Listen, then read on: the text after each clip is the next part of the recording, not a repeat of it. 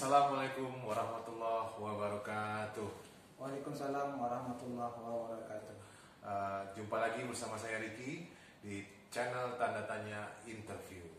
Alhamdulillah hari ini saya sedang bersama Bapak Suprapto, SPDI MPD. Beliau adalah kepala dari Madrasah Aliyah Diniyah Pekanbaru. Senang sekali rasanya Pak bisa kita ngobrol hari ini ya. Boleh. Di waktu yang singkat ini sebenarnya kami hari ini ada pekerjaan, cuman ya udahlah, kenapa tidak kita rekam saja. Ada beberapa pembicaraan yang mungkin bisa kita bahas, yang mungkin bisa bermanfaat bagi yang nonton gitu. Ya, jadi kebetulan beliau ini kan selain sebagai kepala madrasah, beliau juga sebagai guru pastinya. Ya, mungkin kita ingin tahu juga bagaimana tips atau trik beliau yang bisa di-share nanti untuk yang orang-orang tua yang menonton, atau mungkin adik-adik yang mau menonton belajar di rumah, tentang belajar di rumah di masa pandemi. Karena kita tahu sekarang kan Pak, pandemi COVID Corona ini membatasi ruang kita untuk belajar, terutama anak-anak kita ataupun juga mahasiswa. Mungkin bisa diambil nanti trik-trik apa saja bagaimana belajar di rumah itu. Mungkin secara luas saja nanti Pak ya. Sebelum itu saya mau mengucapkan selamat berpuasa sekali lagi kepada yang menjalankannya. Semoga puasa kita tahun ini di masa pandemi ini, walaupun mungkin sudah terbatas secara ibadah ataupun yang lainnya, mudah-mudahan tetap berjalan dengan lancar dan kita dapat mendapatkan ridho Allah Subhanahu wa taala. Amin ya rabbal alamin. Oke, Pak Suprapto, apa kabar? Alhamdulillah Baik ya. Jadi dengan Pak Suprapto ini baru hari ini saya bisa jumpa, karena beberapa hari ini kita libur Pak ya. Cuman ini ada tema yang menarik sebenarnya Pak, yang ingin saya coba kita obrolkan di sini, yang bisa kita share ke penonton. Pandemi COVID-19 ini saat ini sudah sangat meresahkan, benar ya sebenarnya. Ya mudah-mudahan kita doakan tidak lama. Cuma ini kan termasuk mengganggu ke aktivitas anak-anak belajar gitu. Ya, menurut Pak Suprapto, sampai mana dampaknya ini terhadap anak-anak ini? Karena kita khawatirkan belajar akan terkendala sekian lama. Ya, gitu. betul. Dampak seperti apa Pak? Jadi Assalamualaikum warahmatullahi wabarakatuh. Waalaikumsalam. Senang sekali berjumpa bersama Bapak Riki. Ya. Mudah-mudahan ada manfaatnya dan ada berkahnya di dalamnya. Ya. Yang pertama yang saya sampaikan, selamat menjalankan ibadah puasa bagi yang menjalaninya. Ya. Yang kedua, menyikapi tentang pendidikan kita sekarang ini yang terkena dampak pandemi COVID-19. Kita, alur pemikiran kita ini sebagai inovasi bagi kita. Inovasi bagi kita. Kemudian yang kedua, bukti antara kerjasama sekolah dengan orang tua. Yang ketiga, kreativitas anak bersama orang tua. Yang keempat, kemandirian anak bersama keluarga. Ada 4 hal ini kita sikapi dengan baik, insya Allah memang betul meresahkan, tetapi di balik meresahkan itu ada hikmah yang luar biasa. Ada hikmah yang luar biasa, karena orang tua akan berpikir bahwa ternyata mendidik anak itu juga sulit. Iya. Jangan selama ini kan Pak, mereka serahkan ke sekolah aja gitu. Serahkan ke sekolah. Kami sudah berusaha semaksimal mungkin. Ternyata, waduh, begini ternyata beratnya susah. Bahkan saya lihat ada beberapa share atau beberapa yang saya baca di media sosial, ada orang tua mengeluh, wah ternyata, atau anak-anak yang mengeluh bahasa saya, lebih enak diajar gurunya daripada diajar orang tuanya. Sampai begitu. Anaknya kayak gitu. Lebih enak diajar gurunya ketimbang diajar orang tuanya katanya. Karena guru lebih sabar katanya. Karena guru lebih sabar, lagi pula lebih ahli di bidangnya. Iya betul. Cuman yang inovasi yang perlu kita berikan terhadap anak kita, semoga bermanfaat jika ke depan itu pandemi ini masih lama. Tentu yang pertama yang kita harus gunakan adalah munculkan minat kita, dan setelah dimunculkan kemudian buatlah apa yang menjadi minat kita itu kita asah di rumah. Nah, itu menjadikan ke depan lebih baik. Kemudian yang kedua, harapan kita guru-guru memberikan tugas itu sesuai dengan lingkungan. Sesuai dengan lingkungan. Jadi pelajaran dikaitkan dengan alam, kemudian wawasannya berdasarkan Al-Quran itu mungkin jauh lebih bagus. Iya. Baik itu berupa tutorial atau berupa imajinasi atau berupa resume dan lain sebagainya, itu sangat luar biasa, Pak. Iya. Jadi kemungkinan bukan begitu, maksudnya untuk menyiasatinya memang kan sekarang tidak ada ke sekolah ya anak-anak gitu kan, berarti peran orang tua di sini, guru di sini tetap memberikan materi dalam arti kata mungkin lewat internet atau lewat apa ya, lewat beberapa aplikasi yang bisa digunakan. Hanya saja di sini ada pendampingan dari orang tua, betul Pak ya? Betul. Itu satu. Yang kedua mungkin yang kata Pak Suprapto tadi, alam. Jadi belajarnya itu ada dua, selain material tadi juga ada belajar di alam gitu, sosialisasi itu apa segala macam gitu kan. Jadi satu. Jadi gini, pendampingan orang tua terhadap anak itu sangat penting sekali. Pembelajaran jarak jauh yang kita kenal daring, yang kita kenal daring yang lama ini. Jadi daring itu artinya belajar jarak jauh. Belajar jarak jauh itu banyak aplikasi yang menyuguhkan kepada kita bersama. Ada Google Classroom, ada Zoom, ada yang daring dari Kementerian Agama itu juga ada, Pak. Kemudian himbauan memberikan anak tugas itu jangan terlalu sulit. Oh iya, benar-benar. Jangan terlalu sulit sehingga anak itu bisa mengerjakan. Kemudian yang kedua, jangan berkaitan dengan rumah lah. Rumah ya. Kinerja kerja anak dikaitkan dengan rumah, dikaitkan dengan disiplin, dikaitkan dengan kreativitas. Itu mungkin itu yang lagi pula Menteri Pendidikan juga, yang penting tugas itu bermanfaat. Iya, benar. Tugas itu bermanfaat. Ya, memang kurikulum sepertinya saat ini memang kurikulum masih jalan Pak ya. Hanya saja mungkin penerapannya tidak bisa 100% karena keadaan. Jadi guru-guru kita juga harus berpikir bagaimana memberikan materi yang pas untuk anak-anak gitu loh. Jadi materi yang diberikan ke anak-anak ini mungkin yang seperti Pak Suprapto bilang yang sifatnya lebih ringan Pak ya. Dan dia lebih menyatu dengan lingkungannya gitu loh. Nah, jadi berikutnya Pak Suprapto, ada tidak kelemahan dari sistem belajar jarak jauh ini? Kelemahannya apa ya? Tetap ada, Pak.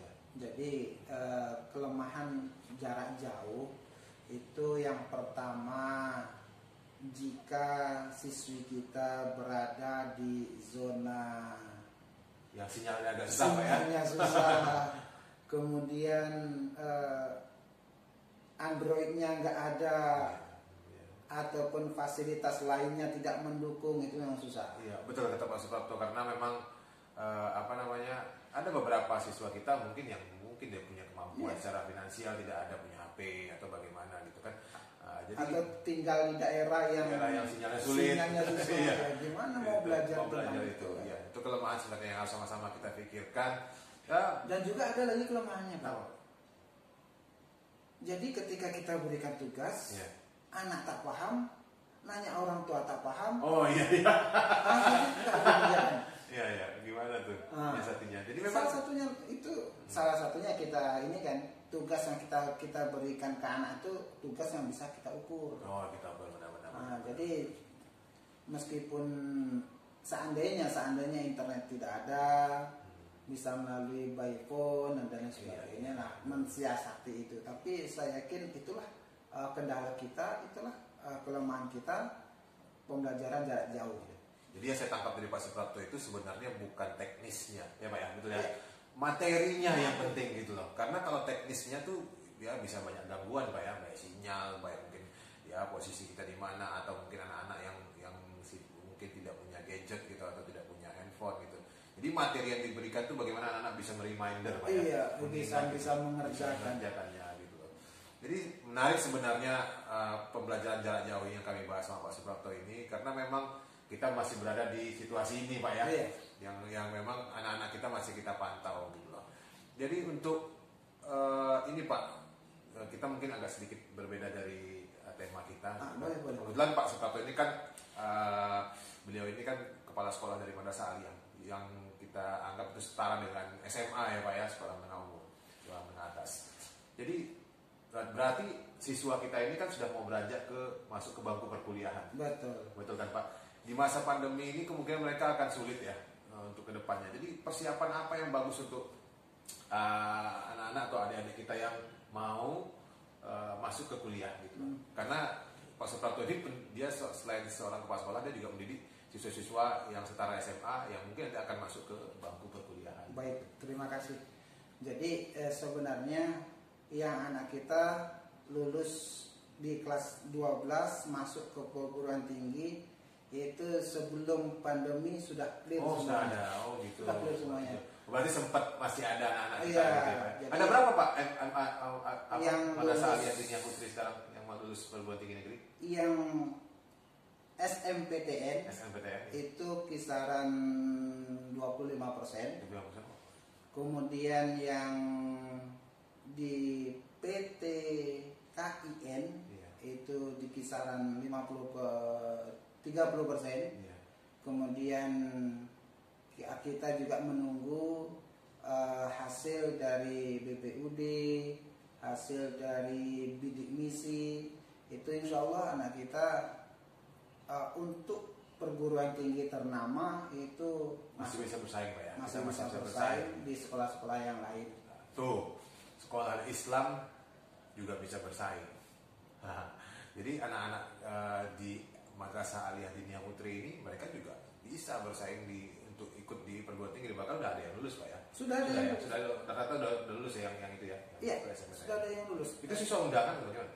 Enggak, SMPTN itu nasional. Tes nasional ya. Masuk perguruan tinggi. Wah, luar biasa. Jadi perguruan tinggi yang ada di Indonesia ini kemudian membuka tes, kemudian kita daftar masuk melalui online, kemudian ternyata anak kita masuk. Ini setiap tahun seperti itu Pak ya? Tahun ada. Alhamdulillah. Luar biasa. Itu membuktikan bahwa generasi Islam juga bisa berkompetisi gitu loh. Kenapa memilih sekolah Islam? Ya itu, selain dapat ilmu agama, akademisnya juga dapat dan juga bisa bersaing gitu. Iya. Nah, itu luar biasa. Luar biasa itu. Nah, jadi kami di sini menyarankan masuklah ke sekolah Islam. Karena kita orang Islam ya maksudnya ke sekolah Islam Pak ya. Karena memang dunia dapat, akhirat pun dapat. Insya Allah kita ngasih bekal ke anak-anak kita gitu loh. Bekal agama, bekal pendidikan yang bagus. Toh mereka juga bisa bersaing. Apalagi program kami Pak. Program apa aja? Program kami itu di MA Diniyah Putri, selain kita membangun, membina generasi Islami berakhlakul karimah, ada juga kita kewirausahaan. Oh, berarti anak-anak bisa berdikari ya setelah maupun dia misalnya tidak lanjut ke bangku kuliah, dia punya skill gitu ya. Punya skill. Kewirausahaan ini sudah artinya sudah produksi. Dan produksinya itu alhamdulillah diminati oleh semua kalangan. Dan itu luar biasa Pak. Wah, ini nih. Ini menarik. Kenapa saya bilang menarik? Tadi kita sudah mengkaitkannya dengan pandemi ya, Pak ya. Ternyata sekolah seperti Madrasah Aliyah Diniyah Putri itu punya program kewirausahaan. Kewirausahaan tadi itu bisa berlanjut ketika di masa pandemi ini. Anak-anak di rumah, selain anak-anak bisa belajar, anak-anak juga bisa menghasilkan, betul Pak ya? Iya. Selain nanti bermanfaat setelah dia tamat, ataupun nanti ya namanya, ini kan karena Madrasah Aliyah Diniyah Putri, jadi kita punya santri itu semua putri. Nanti setelah mereka menikah, mereka bisa punya skill. Bisa. Gitu kan, Pak? Membantu perekonomian keluarga bisa. Bahkan bisa menciptakan lapangan kerja. Kalau bukan hanya cari kerja, Pak ya? Iya, malah bisa membuka lapangan pekerjaan. Itu kewirausahaan. Iya. Yang kedua kita punya program keterampilan. Jadi membekali siswi kita terampil di sini, membuat taplak meja, membuat yang memfungsikan barang yang tidak dipakai kita pakai. Oh gitu. Kemudian istilahnya mendaur ulang Pak ya? Mendaur ulang. Jadi barang yang sebenarnya jadinya sampah jadi bisa jadi bermanfaat gitu. Iya, yang nggak ada artinya jadi berarti, yang nggak ada duitnya jadi ada duitnya. Iya. Dan itu kreatif. Luar biasa itu. Iya. Jadi emang kalau saya lihat untuk sekolah Islam sendiri banyak program-program yang menarik sebenarnya seperti Dinia Putri, Madrasah Ali Dinia Putri ini mereka punya kewirausahaan, keterampilan. Tahfiz ada Pak ya? Oh, kalau tahfiz itu nggak diragukan lagi. Sering juara kalau masalah saya. Juara tingkat provinsi, tingkat regional kemarin kita tingkat regional Sumatera dapat juara harapan. Itu udah alhamdulillah. Tapi terakhir di Pekanbaru di Pekanbaru sendiri pernah juara satu. Iya pernah. Ya. Tingkat provinsi juara 2, juara 1. Mungkin nanti kita bakal coba wawancara juga siapa Ustadz yang ngajari ya Pak ya, Ustadz Sugianto ya sih, tapi nanti beliau adalah pendamping dari anak-anak yang belajar tahfiz. Nanti kita tanya beliau di lain kesempatan kita tanya nanti gitu loh, karena beliau yang tahu strateginya seperti apa. Yang pasti Pak Suprapto punya program seperti itu di sekolahnya. Jadi di masa ada lagi program lagi Pak. Oh ada lagi, ada lagi tuh. Ini menarik ini. Jadi pola pikir kita semua anak kita itu tidak bergerak di bidang usaha, tidak bergerak di bidang keterampilan, dan juga ada satu lagi yang namanya amaliyatul tadris. Nah, apa itu? Mungkin yang nonton nggak tahu nih amaliyatul tadris apa. Amaliyatul tadris ini jarang dijumpai di level SMA atau level madrasah. Artinya amaliyatul tadris itu artinya praktek mengajar. Praktek mengajar. Kelas 12 jangka waktu 1 bulan kita persiapkan untuk mengajar di tingkat lebih bawah. Oh begitu, udah seperti kampus sekolah, pokoknya udah jadi guru ya. Sebulan itu kita siapkan jadi guru beneran. Jadi ketika sudah selesai dari madrasah aliyah, kemudian ingin melanjutkan ke perguruan tinggi, kemudian mau terjun langsung itu udah nggak canggung lagi. Atau ketika kuliah disambil ngajar itu udah nggak canggung lagi karena sudah ada kita bekalnya. Jadi anak-anak sudah digembleng dari dia SMA, dari dia madrasah aliyah ini untuk belajar bagaimana menghadapi publik lah, kalau kita bilang bisa bisa wawancara atau bisa untuk tampil gitu loh. Jadi nggak canggung lagi gitu. Jadi banyak sekali programnya sebenarnya. Itu yang program andalan kita itu 4 itu. Iya. Jadi program andalan 4 itu sehingga pola pikir kita itu tadi tidak semua orang memilih yang A, melainkan bermacam-macam kita, kemudian kita kelompokkan, kita bagikan. Oh ini yang jalur minatnya kewirausahaan kita kelompokkan, kita bina. Ini jalurnya keterampilan kita kelompoknya, kita bina. Kemudian ini yang amaliyatul tadris, ini semuanya. Kemudian tahfiz ini semuanya, karena kalau tahfiz ini sifatnya Islam. Jadi semuanya, yang apalagi sekarang di bulan puasa itu ibadah yang paling berat pahalanya itu adalah membaca Al-Quran. Luar biasa Pak. Jadi program kita tahfiz kita kaitkan di rumah, mudah-mudahan siswi kita di rumah tetap terus menambah dikontrol kan? Tetap dikontrol. Di masa-masa sekarang tetap dikontrol. Bisa jadi pengiriman mereka melalui video dan melalui pendampingan orang tua, kemudian atau orang tua menyimak, kemudian divideokan, dikirim ke kita, itulah tahfiz yang mudah-mudahan. Jadi wali kelas mendapat laporan lah dari itu Pak ya. Dari orang tua, kerjasama siswi dengan orang tua. Iya. Nah ini menarik lagi nih, mengingat kondisi pandemi ini ya, membatasi ruang anak-anak untuk belajar gitu Pak. Tapi kita kaitkan lagi lah dengan kalau mungkin yang sifatnya akademis Pak ya. Yang sifatnya akademis itu pasti ya kita adanya materi kita pelajari dan kita praktekkan. Tapi kalau belajar agama itu untuk jangka panjang, benar Pak ya. Nah, yang jadi pertanyaan sama saya, kenapa harus sekolah Islam? Nah, dipilih. Itu dia Pak. Karena kita tuh hidup tidak di alam ini saja. Betul. Hidup kita di alam berikutnya. Alam berikutnya tergantung alam ini. Berbicara masalah agama, agama itu sebenarnya adalah perilaku kehidupan. Jika perilaku kehidupan itu baik, terlihat bahwasanya akhlak itu baik. Akhlak itu baik, akan terlihat bahwa agamanya kuat, Pak. Nah, salah berarti sekolah kita salah satu adalah mengurangi kriminalitas masyarakat yang selama ini kita resahkan. Betul.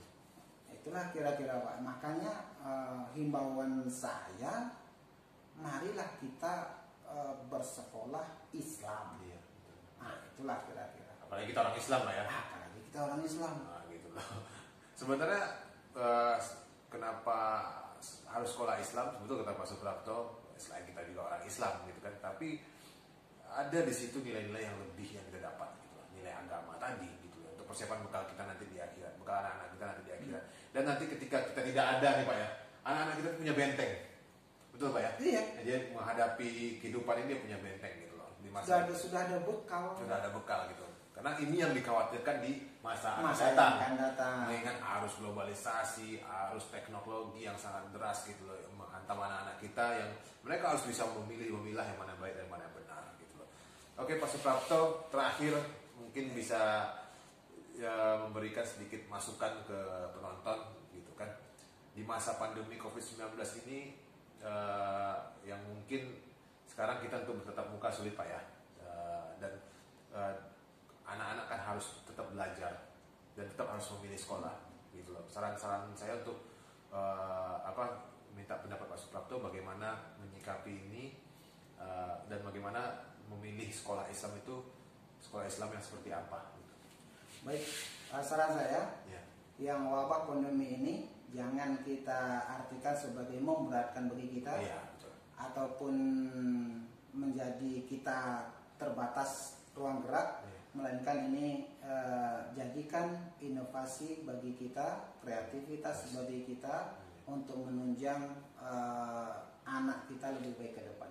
Iya, iya. Jadi kalau memang harus sulit untuk keluar gitu, beberapa sekolah juga sekarang sudah mulai membuka pendaftaran via online gitu. Jadi tidak ada kesulitan lagi kita untuk mendaftar anak-anak gitu. Yang pasti satu lagi Kita juga online loh Pak. online juga ada ya, online ya. Wah, mantap. Berarti nanti bisa kita taruh di link deskripsi juga lah ya. Nah, apa saja nanti link untuk pendaftaran di madrasah Tapi ini. kota kita sedikit.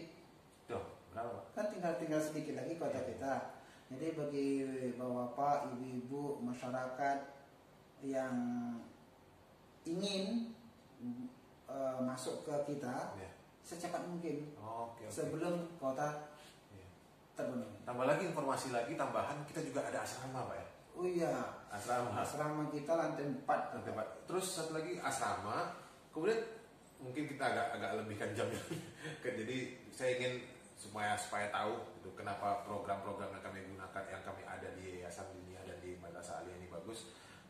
Kita punya asrama 4 lantai untuk siswa sanawiyah kita dan aliyah kita, siswi. Jadi apa program mereka di sana Pak? Karena kan mereka dari pagi sampai sore harus belajar. Sementara kalau di asrama apa sih nilai tambahnya? Gitu. Kalau untuk lebih jelasnya asrama nanti ke Dengan Pak Ustaz Sugi ya. Iya, ada tersendiri programnya, termasuk sebenarnya program tahfiz tadi ya. Ada program yang menarik di asrama itu. Kenapa mereka ke asrama? Itu saya yakin ada. Iya. Nanti saya yakin akan disampaikan kepada kita bersama di lain kesempatan. Oke. Tapi kalau untuk madrasah aliyah, sarana dan fasilitas sudah sangat baik. Sudah mumpuni. Ada labor komputer, ada labor IPA, ada lagi sistem digital, rapor, dan masih banyak lagi sarana yang kita miliki. Apalagi prestasi sekarang ini luar biasa Pak anak kita. Luar biasa. Mau di bidang olahraga berprestasi. Di bidang pramuka kemarin kita ikuti berapa piala yang dibawa? Ada 7 kalau tidak salah piala yang dibawa. Jadi sebenarnya sangat miris kalau mengingat keadaan anak-anak sekarang yang tidak bisa belajar, padahal mereka sebenarnya ingin belajar. Dan dari program-program dari Madrasah Aliyah sendiri, Diniyah Putri sendiri sebenarnya banyak yang bisa mereka lakukan Pak ya. Tapi mungkin saat ini mereka terbatas gitu lah. Kita sama-sama mendoakan saja semoga anak-anak kita tetap bisa belajar di rumah. Karena seperti Pak Suprapto bilang, pandemi ini mungkin kita tidak tahu kapan selesainya. Yang pasti kita sama-sama sebagai orang tua juga menjaga anak kita. Guru-guru kita di sini juga tetap memantau bagaimana perkembangan anak-anak kita. Pak Suprapto juga bilang tadi bahwasannya memilih sekolah Islam itu adalah pilihan yang pas. Meskipun di masa pandemi Pak ya, Iya. berarti yang tetap mereka dicekoki dengan pelajaran-pelajaran yang berbau Islami. Iya, betul. Nah, itu. Jadi tidak tinggal Islamnya. Mungkin kita takutkan nanti karena mereka libur sekarang, belajar di rumah, bukan libur, belajar di rumah, mereka main dengan teman-temannya, interaksi menggunakan gadget lebih tinggi Iya, gitu. betul. Nah, jadi dengan bekal agama di sekolah Islam, mereka punya benteng. Oh, ketika dia memainkan gadget tadi, oh ya aku seharusnya udah menghafal Al-Quran ini. Ya. Aku seharusnya sudah belajar tahsin ini gitu loh, seperti itu. Itu bentengnya. Jadi kenapa sekolah Islam meskipun di masa pandemi Covid-19 anak-anak kita tetap terarah. Ya gitu Pak ya. Ya. Ada tambahan Pak? Tapi yang jelas mudah-mudahan di rumah yang biasa anak itu menyusahkan orang tua, kalau kita belajar Islam, anak itu membahagiakan orang tua. Iya, Dengan benar. sikap dan perilakunya. Pak Suprapto tadi juga sempat singgung masalah ya justru pandemi ini ada dampak bagusnya Pak ya, dampak bukan secara kesehatan maksudnya gitu. Yang merekatkan hubungan antara orang tua dan anak lagi gitu loh. Dulunya saya jarang ketemu, sekarang sudah lebih sering ketemu gitu loh. Ya mungkin itu saja Pak. Ya. Ada lagi mau sampaikan kira-kira Untuk sementara cukup, ya. lain Lain waktu kita. Ini sebenarnya wawancara kita ini dadakan, nggak ada persiapan. Temanya saja baru tadi kita bahas. Tapi nggak apa-apa, karena waktu Pak Suprapto yang saya mungkin sulit untuk dapat karena di masa libur ini jadi beliau juga aktif di beberapa kegiatan. Mungkin sekarang mungkin agak kurang Pak ya. Beliau juga sering ke masjid untuk memberikan ceramah atau tausiah. Selain kegiatan beliau juga sebagai seorang pendidik, sebagai dosen juga gitu loh. Jadi sibuk sebenarnya memberikan materi kepada anak-anak di masa pandemi ini walaupun secara online Pak ya. Cuman kami karena kebetulan di hari ini kami ada beberapa pekerjaan yang kami lakukan bersama, kenapa tidak kita wawancara Pak ya. Tapi nanti untuk berikutnya pertemuan dengan Pak Suprapto kita akan lebih cari tema yang lebih menarik, tema yang lebih in-tune mengenai dunia pendidikan. Karena terus terang saya sendiri bekerja di lingkungan yang ada di lingkungan dunia pendidikan. Jadi orang-orang yang ada di dekat saya seperti Pak Suprapto ini banyak yang bisa kita gali dari beliau gitu. Jadi cukup sekian dulu wawancara kita hari ini, interview kita hari ini. Insya Allah video-video berikutnya akan saya persembahkan yang lebih menarik lagi dengan tema-tema yang lebih beragam. Dan nanti kedepannya Pak kita bisa ngobrol lagi ya. Ngobrol santai lagi. Ini kena mendadak. Jadi mudah-mudahan apa yang kami sampaikan itu bermanfaat bagi yang nonton. Ya, terima kasih. Akhir kata saya ucapkan billahi taufiq wal hidayah. Wassalamualaikum warahmatullahi wabarakatuh.